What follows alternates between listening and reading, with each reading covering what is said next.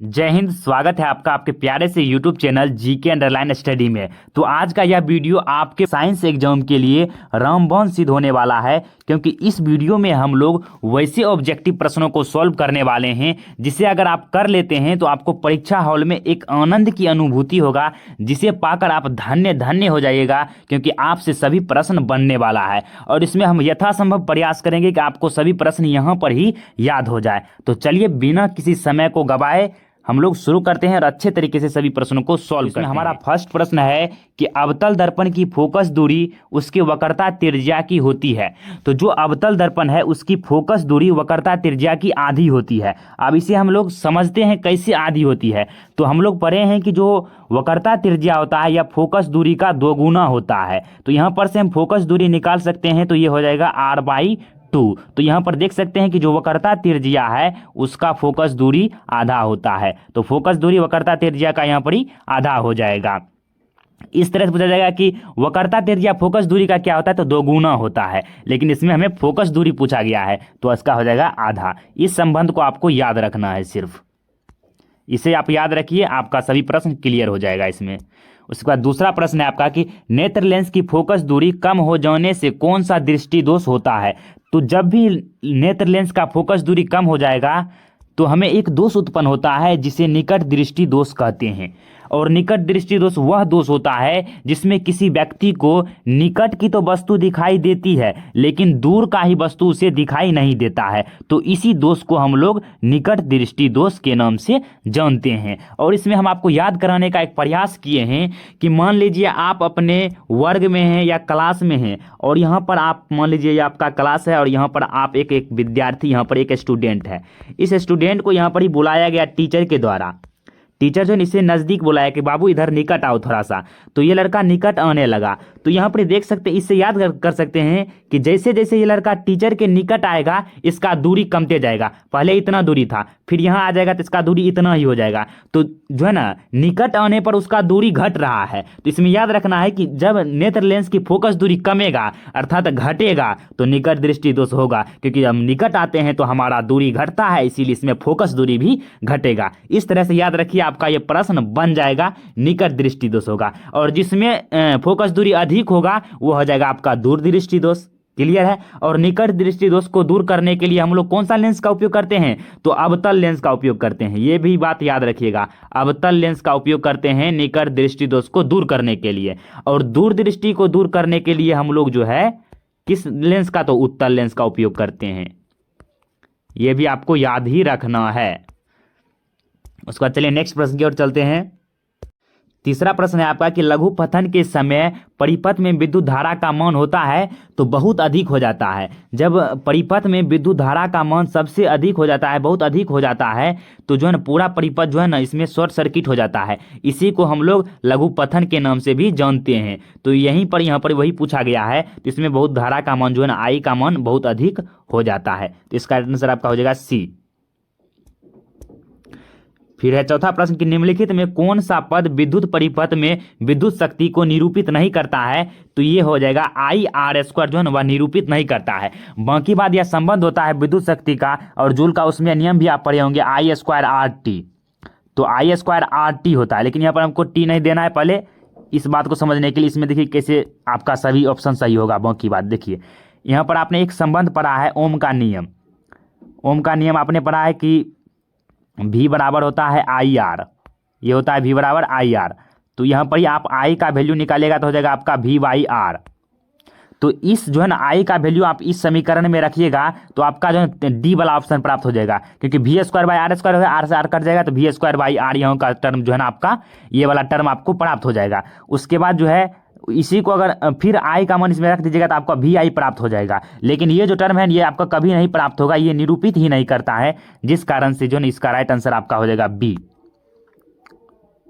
उसके बाद देखिए नेक्स्ट प्रश्न है कि अभिनेत्र लेंस फोकस दूरी में परिवर्तन किया जाता है। जो हमारे नेत्र में लेंस है उसके फोकस दूरी में परिवर्तन कौन करता है, तो वह पक्षमाभी मांसपेशियां करता है, जिसे हम लोग सिलियरी पेशियां भी कहते हैं। तो ये हमारे फोकस दूरी में परिवर्तन करता है हमारे नेत्र लेंस में। उसके बाद नेक्स्ट है आपका कि विद्युत मोटर परिवर्तित करता है, ये मोस्ट इंपॉर्टेंट है। तो विद्युत मोटर जो है ना विद्युत ऊर्जा को यांत्रिक ऊर्जा में परिवर्तित करता है। ये कैसे करता है? तो मान लीजिए, देखिए आपके पास ये बोर्ड है आपका, इसमें आपका एक तार है, यहाँ पर तार जो है ना इस मोटर में जुड़ा हुआ है। तो ये मोटर क्या करता है, यह मोटर आपका क्या करता है, तो यहाँ पर जो मोटर लगा हुआ है ये क्या करता है, तो विद्युत ऊर्जा को लेता है और उसे यांत्रिक ऊर्जा में, इसका जो पंखी होता है वह नाचने लगता है, तो विद्युत ऊर्जा को यह यांत्रिक ऊर्जा में बदल देता है, जिससे हमें पानी मिलता है। तो यहाँ पर ही विद्युत ऊर्जा का यांत्रिक ऊर्जा में बदलता है, तो इसी को हम लोग विद्युत मोटर कहते हैं। उसके बाद कहेगा डायनमो, डायनमो किस ऊर्जा को किस में परिवर्तित करता है, तो ये भी याद रख लिए, डायनेमो। जो जनरेटर और होता है वही आपका डायनमो उसमें लगा हुआ होता है। तो इसमें क्या होता है, तो ये यांत्रिक ऊर्जा को विद्युत ऊर्जा में परिवर्तित करता है। जब इसका पंखी अगर खूब नाचेगा तो यह विद्युत ऊर्जा को उत्पन्न करेगा। जब पंखी नाचेगा तो विद्युत ऊर्जा को उत्पन्न करेगा, क्योंकि आप टरबाइन जैसे पानी से विद्युत, पानी से जल विद्युत बनाया जाता है, तो वहाँ पर भी बड़ा बड़ा डायनमो टरबाइन लगाया जाता है, वो घूमता है, तो वह यांत्रिक ऊर्जा हुआ घूमना उसका, और उससे जो विद्युत ऊर्जा बनता है, तो इसी प्रक्रिया को हम लोग इसमें जो होता है ना डायनमो यह कार्य करता है। तो इसका राइट आंसर आपका बी हो जाएगा, और ये अलग से आपको ये कॉन्सेप्ट बताए हैं। उसके बाद नेक्स्ट है आपका कि विद्युत बल्ब के फिलामेंट में किस तत्व का उपयोग होता है, तो टंगस्टन तत्व का उपयोग होता है। टंगस्टन जो है वह जिंक और टीन का मिश्रण होता है, जिंक और टीन का मिश्रण होता है टंगस्टन। और जो बल्ब में होता है, जो आपका लाल बल्ब होता है ना, वही उसी में जो है ना इस तरह की जो होता है ना आपका, यही आपका टंगस्टन है। टंगस्टन जो है ना इसे बल्ब में है ना क्यों रखा जाता है, और इसके अंदर जो है ना निष्क्रिय गैस भरा जाता है, आर्गन या नाइट्रोजन, ताकि जो है यह अभिक्रिया नहीं करे। अगर इस शीशा से बाहर कर दीजिएगा तो वह जल जाएगा। आप एक्सपेरिमेंट भी बहुत सारा देखे होंगे, उसे अगर नाइट्रोजन गैस में किया जाता है तो वह जलता ही है। ये हम बहुत सारे एक्सपेरिमेंट भी देखे हुए हैं। उसका नेक्स्ट है कि एक साधारण प्रिज्म कितने सतहों से घिरा होता है, तो वह 5 सतहों से घिरा होता है। एक जो हम आपको कराए थे केमिस्ट्री का टॉप 50-60 क्वेश्चन, उसमें हम आपको सभी प्रश्न बताए, अगर वो कर लेते हैं तो सब प्रश्न बन जाएगा, इसमें से जितना भी है अधिकतर। उसके बाद देखिए नेक्स्ट है बायोलॉजी का भी बताए हुए हैं, केमिस्ट्री का, फिजिक्स का, सब का बता चुके हैं। उसको देख, प्रतिबिंब का आकार हमेशा वस्तु के आकार के बराबर है तो दर्पण होगा। देखिए यहाँ पर ही मान लीजिए, यहाँ पर ही कोई एक बालक है और यहाँ पर एक उसका समतल दर्पण है। समतल दर्पण ही एक ऐसा दर्पण है जिसमें वस्तु का प्रतिबिंब जो है दोनों बराबर बनता है। जितना ऊंचाई का वस्तु होगा उतना ही ऊंचाई का आपका प्रतिबिंब बनेगा, और वस्तु दूरी भी समान होता है, प्रतिबिंब भी दूरी समान होता है, वह समतल दर्पण में होता है। तो ये गुण सिर्फ आपका सिर्फ समतल दर्पण में ही पाया जाता है। इसका आंसर सी हो जाएगा। उसके बाद नेक्स्ट है आपका कि विद्युत चुंबकीय प्रेरण का खोज किसने किया था, ये तो माइकल फैराडे ने किया था। इसका आंसर बी हो जाएगा। विद्युत चुंबकीय प्रेरण का खोज किसने किया था, माइकल फैराडे ने। फिर आकाश का रंग पीला क्यों प्रतीत होता है, तो आकाश का नीला रंग प्रकाश के प्रकीर्णन के कारण प्रतीत होता है। प्रकाश का प्रकीर्णन क्या होता है, तो जब वायुमंडल में उपस्थित धूल कण और जलवाष्प पर जो है ना सूर्य का प्रकाश पड़ता है, तो ये सभी प्रकाश को अवशोषित करके उसे चारों दिशाओं में फैला देता है। इसी फैलाने की घटना को प्रकाश का प्रकीर्णन कहते हैं। फिर इसके बाद नेक्स्ट है कि सामान्य नेत्र जो है अधिकतम कितनी दूरी तक वस्तुओं को देख सकता है, तो वह अनंत दूरी तक देख सकता है। अगर न्यूनतम कहेगा, यहाँ पर न्यूनतम मिनिमम कह देगा तो वह हो जाएगा आपका 25 सेंटीमीटर, लेकिन यहाँ पर अधिकतम पूछा गया है तो ये आपका हो जाएगा अनंत। क्योंकि हम यहाँ से चांद को भी देख लेते हैं, बहुत सारे ग्रहों को देख लेते हैं, नक्षत्र को देख लेते हैं, तो वो अनंत की दूरी से तो कम नहीं है, तो इसीलिए हम लोग अनंत तक देख सकते हैं, जहां तक हमारी दृष्टि जा सके। तो इसका आंसर डी हो जाएगा। फिर नेक्स्ट प्रश्न है कि लेंस की क्षमता का ऐसा ही मात्रक होता है, तो इसका मात्रक हो जाएगा मीटर यूनिवर्स। मीटर यूनिवर्स हो जाएगा, या इसका होता है एक अन्य मात्रक डायोप्टर। डायोप्टर भी इनका एक मात्रक होता है जिसे डी से दर्शाया जाता है। और लेंस की क्षमता जो होता है ना पी होता है 1/फोकस दूरी, 1/फोकस दूरी। फोकस दूरी का व्युत्क्रम होता है लेंस की क्षमता, और ये फोकस दूरी हमेशा मीटर में ही होता है। इसी एक मीटर जो है ना, एक मीटर को ही हम लोग ऊपर में मीटर इन्वर्स करके इसको हम डायोप्टर के रूप में जानते हैं। उसके बाद नेक्स्ट प्रश्न है आपका कि अभिक्रिया COO copper oxide plus hydrogen, ये जो है ना इसमें क्या हो रहा है, तो इसमें उपचयन हो रहा है और जाके कॉपर अलग हो जा रहा है और H2O अलग हो जा रहा है। इसमें कह रहा है किसका उपचयन होता है, उपचयन मतलब होता है ऑक्सीडेशन, ऑक्सीकरण किसका हो रहा है, तो जिस ऑक्सीकरण वह होता है अभिक्रिया जिसमें ऑक्सीजन का संयोग होता है, हाइड्रोजन का वियोग होता है। तो देखिए यहाँ पर हाइड्रोजन में जो है ना ऑक्सीजन का संयोग हो रहा है, तो ये आपका उपचयन हो रहा है। कारण किसका हो रहा है उपचयन, तो हाइड्रोजन का हो रहा है उपचयन। इसका राइट आंसर हो जाएगा बी, हाइड्रोजन। उसके बाद सोडियम की संयोजकता होती है, तो इसका इलेक्ट्रॉनिक विन्यास निकालिए। सोडियम Na11 होता है, इसका अगर 2 हो जाएगा 2 8 1 होता है, 2 8 10 1 11।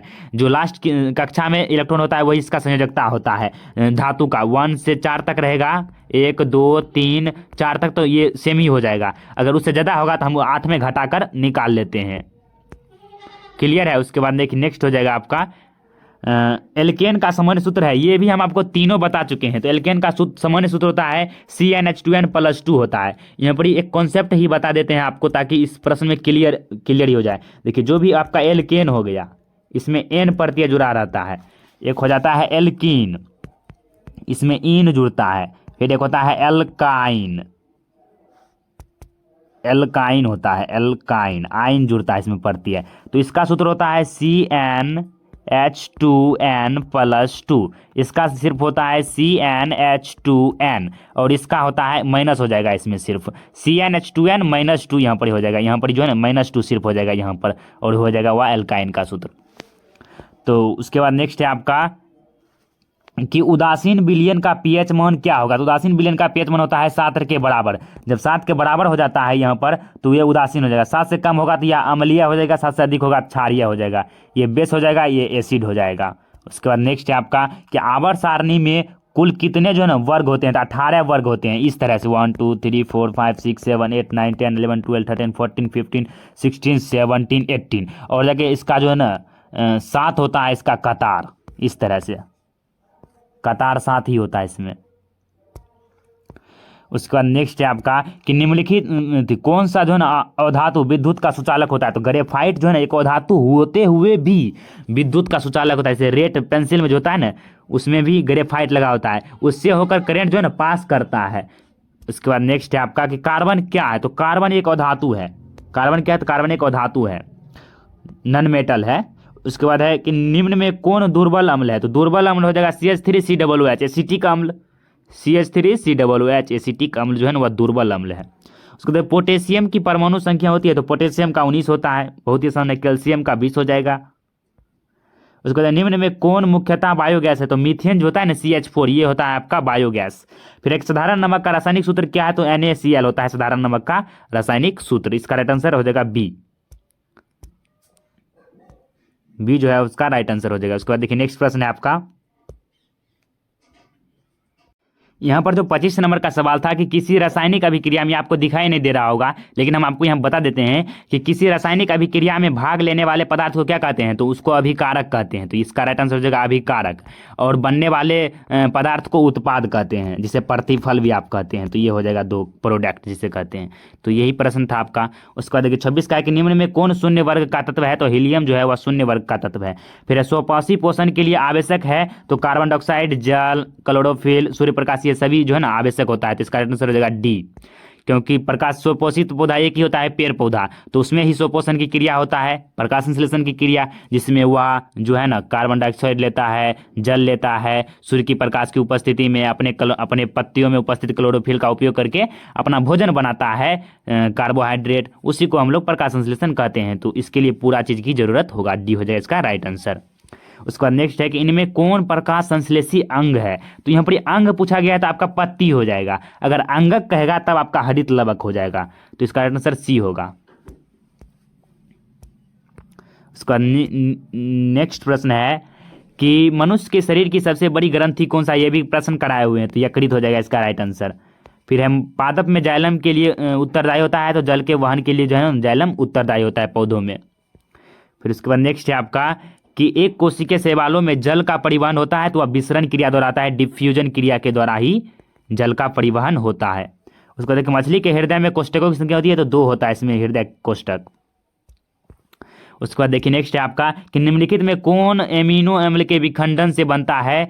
तो आपका कार्बन डाइऑक्साइड और CO कार्बन मोनोऑक्साइड ये एमिनो अम्ल के विखंडन से बनता है, इसलिए इसका राइट आंसर डी हो जाएगा। फिर ऑक्सीजन है, ऑक्सीजन एक हार्मोन है। ऑक्सीजन क्या है? तो एक हार्मोन है। फिर एक नर हार्मोन है, तो एक नर हार्मोन जो है ना आपका हो जाएगा नर हार्मोन टेस्टोस्टेरोन, टेस्टोस्टेरोन हो जाएगा। और मादा हार्मोन हो जाएगा एस्ट्रोजन, एस्ट्रोजन जिसे प्रोजेस्टेरोन कभी कहते हैं।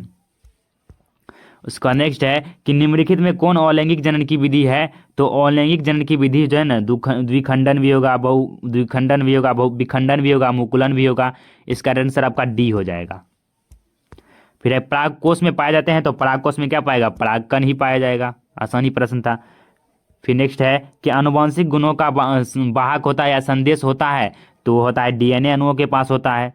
फिर नेक्स्ट है आपका कि किस वैज्ञानिक ने अनुवांशिकी का पिता कहा जाता है? तो ग्रेगर जॉन मेंडल को जो अनुवांशिकी का पिता कहा जाता है। इसका राइट आंसर आपका बी हो जाएगा, ग्रेगर जॉन मेंडल। उसके बाद नेक्स्ट है आपका कि हाइड्रिला पौधों में रंध्र कहाँ पाया जाता है? तो इनमें से कोई नहीं हो जाएगा इसका राइट आंसर, क्योंकि जो हाइड्रिला पौधा होता है यह पूर्णतः तो जल में डूबा हुआ पौधा होता है, यह एक जलीय पौधा है। जलीय पौधा होने के बावजूद भी इसमें जो है ना जलीय पौधा होता है, जिस कारण से इसमें है ना रंध्र पाया ही नहीं जाता है। इसी कारण से इसका राइट आंसर आपका डी हो जाएगा। तो इस पहला प्रश्न है कि 20 ओम, 5 ओम तथा 4 ओम के प्रतिरोध समांतर क्रम में पैरेलल सीरीज में जो ना जोड़ा गया है, तो इसका जो है ना कुल प्रतिरोध या समतुल्य प्रतिरोध क्या होगा? तो यहाँ पर हमें दो फॉर्मूला याद रखना है। अगर हमें सीरीज में दिया रहेगा, सीरीज कॉम्बिनेशन की बात करेगा, तो ये हो जाता है आर इक्विवेलेंट, मतलब समतुल्य प्रतिरोध बराबर होता है R1 plus R2 plus R3, जितना रहेगा उसको हम जोड़ते चले जाएंगे। यहाँ पर ही पैरेलल में दिया गया है, तो इसका हो जाता है आपका, इसका होता है 1/R equivalent equal to 1/R1 plus 1/R2 plus 1/R3 dash dash 1/Rn तक होता है। जितना देगा उतना आप इस तरह से जोड़ते चले जाइएगा। तो यहाँ पर हमें समांतर क्रम में दिया गया है, तो इसे हम इस तरह से लिख सकते हैं बनाकर। इस तरह से हम इसे बना सकते हैं यहाँ पर।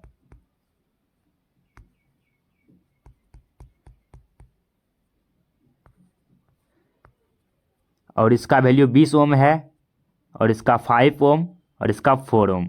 तो इसका आपको आर इक्विवेलेंट निकालना है यहाँ से ए से बी के बीच। तो चलिए सीधे फार्मूला लगाते हैं और इसका आंसर निकाल लेते हैं। तो यहाँ पर हो जाएगा आपका फार्मूला 1/R इक्विवेलेंट। तो पहले आपको एक से पहले R1 का करना है, उसके बाद R2 इसमें लिख देंगे 1/5 प्लस 1/4। यहाँ पर देखिए इसका एलसीएम लीजिएगा तो सेम यही टर्म आ जाएगा आपका। तो 20 गुने 5 गुने 4 ये पूरे लिख दीजिए। तो इससे लगाएगा तो 20 कट जाएगा, 5 चौके 20 बच जाएगा यहाँ ऊपर पर। 5 कटेगा तो 20 चौके 80 हो जाएगा। उसके बाद 4 कट जाएगा तो 20 पंचे 100 हो जाएगा। उसके बाद इसको जोड़िएगा तो आप यहाँ पर हो जाएगा आपका 80 20 100 और 200 हो जाएगा 200। इसके बाद इसका कीजिएगा तो 100 गुने 400, तो 400 हो जाएगा आपका। तो 2 0 कट जाएगा, 2 एकम 2, 2 दूना 4, 1/2 आ गया। तो वहाँ पर ही 1/R इक्विवेलेंट है, 1/R इक्विवेलेंट बराबर 1/2। यहाँ पर 1/2 ये गुना हो जाएगा कोना कोनी, तो यहाँ पर R इक्विवेलेंट जो है ना आपका 2 आ जाएगा। तो इस तरह से आपको इसका आंसर निकालना था। इस तरह के प्रश्न आता है तो आपको इसी तरह से सॉल्व करना है और आंसर लगाना है। तो इसका जो राइट आंसर हो जाएगा आपका हो जाएगा 2 ओम। उसके बाद देखिए नेक्स्ट प्रश्न है आपका। इस प्रश्न का उत्तर आप भी बता सकते हैं, क्योंकि हम आपको जो पहले सेट कराए हुए थे प्रश्न का उसमें ही प्रश्न आया हुआ है कि विद्युत चुंबकीय प्रेरण का खोज किसने किया? तो माइकल फैराडे ने किया था। इसका राइट आंसर हो जाएगा बी, माइकल फैराडे ने। उसके बाद आपका नेक्स्ट प्रश्न है कि वस्तु से छोटा प्रतिबिंब बनाता है। तो वस्तु से हमेशा अगर कहेगा छोटा प्रतिबिंब बनाता है तो हो जाएगा आपका उत्तल दर्पण। लेकिन कह रहा है कि सिर्फ छोटा प्रतिबिंब कौन बनाता है? तो ये अवतल दर्पण भी बनाता है और उत्तल दर्पण भी बनाता है। तो यहाँ पर आपका जो राइट आंसर है वो हो जाएगा आपका डी, अवतल एवं उत्तल दर्पण दोनों जो है वस्तु से छोटा प्रतिबिंब बनाता है। जो अवतल दर्पण होता है आपका ये वस्तु से छोटा, बड़ा और बराबर ये तीनों प्रकार का प्रतिबिंब बनाता है। लेकिन जो उत्तल दर्पण होता है वह सिर्फ वस्तु के छोटा ही प्रतिबिंब बनाएगा हमेशा, और समतल दर्पण तो वस्तु के बराबर प्रतिबिंब बनाता है। तो यहाँ पर सिर्फ छोटा प्रतिबिंब तो दोनों बनाएगा, उत्तल दर्पण भी और अवतल दर्पण भी। उसके बाद नेक्स्ट प्रश्न है आपका 4 नंबर का प्रश्न कि चुंबकीय क्षेत्र का ऐसा ही मात्रक होता है। तो चुंबकीय क्षेत्र का ऐसा ही मात्रक टेस्ला होता है। इसे याद ही कर लीजिए, टेस्ला होता है चुंबकीय क्षेत्र का SI मात्रक। फिर निम्नलिखित में किसका उपयोग खाना बनाने वाले ईंधन में नहीं नहीं होता है? तो CNG का जो उपयोग है या खाना बनाने वाले ईंधन में हम लोग नहीं करते हैं। और बाकी बात जो है आपका हो जाएगा LPG तो करते ही हैं, ये भी करते हैं, बायोगैस का भी, कोयला का भी उपयोग करते हैं, लेकिन CNG का उपयोग हम लोग ईंधन में नहीं के बराबर नहीं करते हैं। फिर है सर्च लाइट का परावर्तक सतह होता है, तो सर्च लाइट का परावर्तक सतह जो है वो अवतल दर्पण का होता है। इसका आंसर बी हो जाएगा। उसका नेक्स्ट प्रश्न है कि हजामत के लिए किस दर्पण का उपयोग किया जाता है? मोस्ट इंपॉर्टेंट है कि हजामती दर्पण के रूप में किस दर्पण का उपयोग होता है? तो अवतल दर्पण का उपयोग होता है।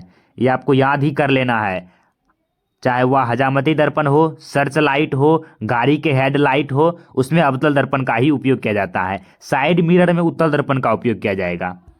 उसके बाद है कि प्रकाश की किरण गमन करती है, तो प्रकाश की जो किरण है वह हमेशा सीधी रेखा में गमन करती है। इसका आंसर ए हो जाएगा।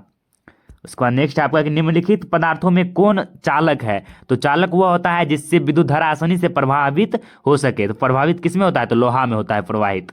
और जो कि बाकी बात ये तो होता ही है नहीं, रबर तो और भी नहीं होगा। तो इसका आंसर आपका डी हो जाएगा। उसके बाद नेक्स्ट है आपका कि किसी वस्तु का प्रतिबिंब नेत्र के किस भाग पर बनता है? तो किसी भी वस्तु हो उसका जो प्रतिबिंब है वह नेत्र के रेटिना पर बनता है। ये आपको याद ही रखना है, रेटिना पर। इसी को हम लोग दृष्टि पटल भी कहते हैं, दृष्टि पटल भी रेटिना को कहते हैं। उसके बाद नेक्स्ट है कि निम्नलिखित में किसका उपयोग लेंस बनाने के लिए नहीं किया जा सकता है? तो हवा का हो जाएगा, पानी का भी होता है, कांच का भी होता है, लेकिन पारा का नहीं होता है। इसीलिए इसका राइट आंसर आपका हो जाएगा पारा। पारा से हम लोग लेंस नहीं बना सकते हैं। यहाँ पर कभी कभी मिट्टी भी रहता है, तो मिट्टी से भी नहीं बना सकते हैं। उसके बाद नेक्स्ट आपका कि किसी माध्यम में प्रकाश की चाल 2 गुना 10 पे पावर यहाँ पर 8 होगा, 10 पे पावर 8 मीटर प्रति सेकंड है, तो माध्यम का अपवर्तनांक होगा, तो उसका अपवर्तनांक 1.5 हो जाएगा। इसका आंसर बी होगा। उसके बाद नेक्स्ट है आपका कि वायु का निरपेक्ष अपवर्तनांक वास्तव में होता है, तो निरपेक्ष अपवर्तनांक कहेगा तो वह 1 से अधिक होता है। फिर निम्न में से कौन उभयधर्मी ऑक्साइड है? तो Al2O3 जो है यह एक उभयधर्मी ऑक्साइड है। उसका निम्न में कौन सा समीकरण जो है ना संतुलित है? तो ये भी नहीं है, ये भी नहीं है, ये भी नहीं है। आपका ऊपर वाला जो है ना, यहाँ पर 2 हाइड्रोजन, इसमें भी 2 हाइड्रोजन, इसमें 2 क्लोरीन, इसमें भी 2 क्लोरीन, तो ये संतुलित हो जाएगा। तो इसका आंसर बी हो जाएगा। उसके बाद नेक्स्ट है कि आपका कि निम्न में कौन अम्ल नहीं है? तो HCl हाइड्रोक्लोरिक अम्ल ही है, नाइट्रिक अम्ल है HNO3, सल्फ्यूरिक अम्ल है H2SO4, लेकिन KOH जो है ना यह है आपका भस्म। भस्म है क्योंकि यह हाइड्रोक्साइड आयन त्याग करता है जब इसे हम जल में घोलते हैं, जिस कारण से यह अम्ल नहीं है, यह आपका भस्म है। तो राइट आंसर आपका डी हो जाएगा। उसके बाद नेक्स्ट है आपका कि क्षारक को, वही बेस को जो है ना जल में घोलने पर क्या मुक्त होता था? अभी तुरंत बताए जस्ट कि हाइड्रोक्साइड आयन OH- जो है या त्याग करता है बेस को जब हम पानी में घोलते हैं। फिर है ग्लूकोज का रासायनिक सूत्र होता है, तो C6H12O6, बहुत बार बता चुके हैं। इसका आंसर बी हो जाएगा। उसके बाद नेक्स्ट है कि फेरस सल्फेट क्रिस्टल का रंग होता है, तो फेरस सल्फेट जो क्रिस्टल होता है उसका रंग हमेशा हरा ही होता है। इसका आंसर बी हो जाएगा। फिर है कि किसी भी अम्लीय विलयन का pH होता है, तो pH मान जो है ना अम्लीय विलयन का 7 से कम होता है, और अगर क्षारीय विलयन रहेगा तो उसका 7 से अधिक हो जाएगा, और उदासीन का बराबर होता है। तो इसका राइट आंसर आपका सी हो जाएगा। उसका नेक्स्ट है कि COOH जो है ना क्रियाशील मूलक को क्या कहते हैं? तो COOH को हम कहते हैं कार्बोक्सिलिक एसिड, कार्बोक्सिलिक एसिड कहते हैं। तो यह एसिड है, तो यह अम्ल हो जाएगा। आपका राइट आंसर बी। उसके बाद नेक्स्ट है आपका कि अभी तक ज्ञात तत्वों की संख्या कितना है? तो अभी तक ज्ञात तत्वों की संख्या 114 है। उसके बाद यदि किसी तत्व की परमाणु संख्या 12 है तो उसकी संयोजकता क्या होगी? तो यहाँ पर हम जानते हैं कि 12 किसका होता है? तो मैग्नीशियम का होता है 12 परमाणु संख्या। तो इसे इसका इलेक्ट्रॉनिक विन्यास हम लोग जो है ना बोर ब्यूडिनियम के अनुसार लिख सकते हैं 2 8 10 2 12 हो जाएगा। तो अंतिम कक्षा में 2 इलेक्ट्रॉन है तो इसका संयोजकता भी 2 हो जाएगा। अगर इसमें कहेगा अगर 1 2 3 4 तक रहेगा तो वही हो जाएगा उसका संयोजकता, लेकिन अगर उससे अधिक होता है तो हम 8 में घटाकर उसका संयोजकता निकाल लेते हैं, लेकिन यहाँ पर अधिक नहीं है तो जो है वही हो जाएगा इसका संयोजकता अंतिम कक्षा में उपस्थित इलेक्ट्रॉन। और जाके इसमें हम लोगों ने बोर ब्यूरी नियम का उपयोग किया है। अगर आप चाहे तो आप बाउ नियम के अनुसार कर सकते हैं 1s2 2s2, इस तरह से भी इलेक्ट्रॉनिक विन्यास निकाला जाता है, लेकिन उसकी आवश्यकता यहाँ पर ही नहीं है, हम बोर ब्यूरी नियम के अनुसार ही निकाल सकते हैं। इसका आंसर हो जाएगा बी। इसके बाद देखिए नेक्स्ट प्रश्न है आपका ये भी प्रश्न आप बना सकते हैं, क्योंकि ये भी प्रश्न का चर्चा हम पहले कर चुके हैं कि पेंसिल बनाने में कार्बन के किस अपरूप का उपयोग किया जाता है। तो बताए थे ग्रेफाइट जो होता है, जो आप पेंसिल यहाँ पर यूज करते हैं, इसमें जो है ना ग्रेफाइट ही होता है, जो विद्युत का सुचालक होता है, एक अधातु होते हुए भी। ये प्रश्न कराए हुए थे। उसके बाद है कि सिनेबार अयस्क है, तो सिनेबार का होता है सूत्र HGS। तो HG से आप पकड़ सकते हैं, HG तो पारा का है, यहाँ पर ही पारा होगा, तो पारा का हो जाएगा, ये अयस्क है सिनेबार। उसके बाद नेक्स्ट है कि हीलियम परमाणु के बाहरी कक्षा में कितने इलेक्ट्रॉन होते हैं। तो हीलियम परमाणु होता है He, तो इसका होता है 2 इलेक्ट्रॉन। तो इसमें पहला कक्षा ही भर जाता है, तो इसके अंतिम कक्षा और पहला कक्षा एक ही होता है, तो इसमें 2 इलेक्ट्रॉन होते हैं। इसका आंसर बी हो जाएगा आपका। उसके बाद नेक्स्ट है आपका कि निम्न में कौन अलैंगिक जनन की विधि है। तो मुकुलन भी है, द्विखंडन भी है, और देखिए विखंडन भी है, द्विखंडन और मुकुलन तीनों हो जाएगा। इसका आंसर डी हो जाएगा। उसका देखिए नेक्स्ट प्रश्न है कि रंध्र का मुख्य कार्य क्या होता है। तो रंध्र का मुख्य कार्य कह रहा है यहाँ पर, तो हो जाएगा गैसों का विनिमय एवं वाष्पोत सर्जन। ये होता है रंध्र की प्रमुख कार्य, जो एक पत्तियों में पाया जाता है। ये आपको पता होनी चाहिए। उसके बाद देखिए नेक्स्ट प्रश्न है आपका कि अंडाणु निषेचित होता है। तो अंडाणु जो है ना, हमेशा अंडाणु, बहुत सारे बच्चे गलती कर देते, कहते हैं कि ये गर्भाशय में होगा, लेकिन वो गलत हो जाएगा। जो है ना अंडाणु जो है वह फिलोपियन नलिका में निषेचित होता है। तो इसका राइट आंसर आपका जो है ना हो जाएगा, क्या हो जाएगा, सी हो जाएगा, फिलोपन नलिका। उसके बाद देखिए नेक्स्ट प्रश्न है आपका कि फूल में नर जनन अंग है। तो फूल में जो नर जनन अंग है वह होता है पुंकेसर। तो इसका राइट आंसर आपका हो जाएगा ए, पुंकेसर। उसके बाद देखिए नेक्स्ट प्रश्न है, प्रश्न क्या कर रहा है कि इनमें से कौन जो है ना प्रकाश संश्लेषी अंगक है। ऊपर ही एक प्रश्न बताए थे, उसमें था अंग, तो जो प्रकाश संश्लेषी अंग कहेगा तो वह पत्ती हो जाएगा, लेकिन यहाँ पर अंगक कहा है तो हम बताए थे वहां पर हो जाएगा हरित लवक। तो इसका राइट आंसर आपका हो जाएगा हरित लवक, प्रकाश संश्लेषी अंगक है। उसके बाद है कि मनुष्य में नासिका छिद्र, लेरिंग्स, ट्रेकिया और फेफड़ा। तो फेफड़ा की बात आ गया, नासिका की बात आ गया, नक का बात आ गया, तो श्वसन तंत्र का ही होगा उदाहरण, मतलब ये सभी मिलकर श्वसन तंत्र का निर्माण करते हैं। तो इसका राइट आंसर आपका सी हो जाएगा, श्वसन तंत्र। उसके बाद देखिए आपका 33 नंबर का प्रश्न है कि रंध्र किन कोशिकाओं से घिरे रहते हैं। तो जो रंध्र है वह द्वार कोशिकाओं से घिरे होते हैं। तो इसका राइट आंसर आपका हो जाएगा ए, द्वार कोशिकाओं। उसके बाद नेक्स्ट प्रश्न है कि शोषण की क्रिया जो है ना खाद्य पदार्थों का क्या होता है। शोषण की क्रिया में खाद्य पदार्थों का क्या होता है। तो उसका विघटन होता है। इसका राइट आंसर हो जाएगा सी, विघटन होता है। उसके बाद नेक्स्ट है कि मनुष्यों में सांस लेने एवं छोड़ने की क्रिया को क्या कहते हैं। तो उसे हम श्वासोच्छ्वास कहते हैं। इसका राइट आंसर आपका बी हो जाएगा। उसके बाद देखिए नेक्स्ट है कि नर युग्मक तथा मादा युग्मक के संयोजन से बनता है। नर युग्मक हो गया, उसके बाद मादा युग्मक हो गया, ये दोनों अगर संयोग करते हैं तो आपका जायगोट का निर्माण होता है। जायगोट, ये मोस्ट इंपॉर्टेंट है, ये एक प्रश्न रहता ही है इससे। तो इसका जो राइट आंसर है आपका हो जाएगा जायगोट। उसके बाद नेक्स्ट प्रश्न है कि कार्बन डाइऑक्साइड एक गैस है। तो यह एक ग्रीन हाउस गैस है। क्या है, तो यह एक ग्रीन हाउस गैस है। तो इसका राइट आंसर आपका हो जाएगा बी, ग्रीन हाउस गैस। उसके बाद नेक्स्ट है आपका कि इनमें कौन अपमार्जक के उदाहरण है। देखिए इसमें ऑप्शन ही गलत है, प्रश्न ही गलत लग रहा है, अपमार्जक इसमें कैसे हो जाएगा। और कौवा, बीज, बकरी दे दिया, ये सब गलत है, इस ऑप्शन ही मतलब प्रश्न ही गलत है। उसके बाद नेक्स्ट है आपका कि मनुष्य में एंटीजन ए और बी रक्त में कहाँ पाए जाते हैं। तो यह जो है ना आपका आरबीसी के सतह पर पाया जाता है। आरबीसी मतलब होता है red blood cell, red blood cell होता है। इस पर ही जो है ना एंटीजन ए एवं बी रक्त पाया जाता है। उसके बाद नेक्स्ट है आपका कि मनुष्य के सूंघने की क्षमता को नियंत्रित करता है। तो वह घ्राणेंद्रिय पाली जो है ना वह नियंत्रित करता है मनुष्य के सूंघने की क्षमता को। तो इस तरह से जो है ना आपका 40 ऑब्जेक्टिव क्वेश्चन क्लियर हुआ। आशा है कि आपको पूरा समझ में आया होगा।